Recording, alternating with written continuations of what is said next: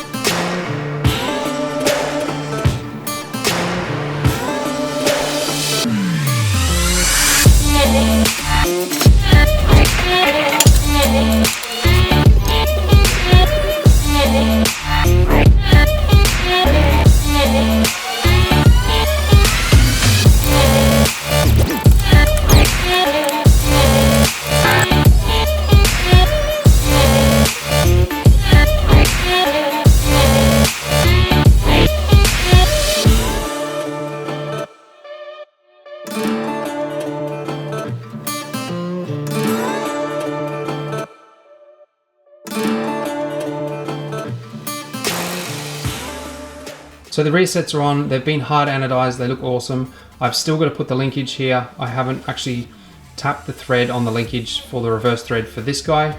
So once that's done, then I can put the linkage on. But as you can see, I've created myself a little bit of a problem here with the kickstand. So the kickstand lands pretty much where my foot's got to sit.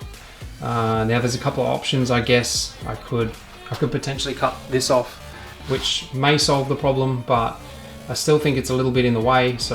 So if you've thought of a solution for this, I would love to hear from you. Please leave me a comment in the comment section below, and let's have a bit of a read and see what you come up with, because right now the side stand is definitely in the way.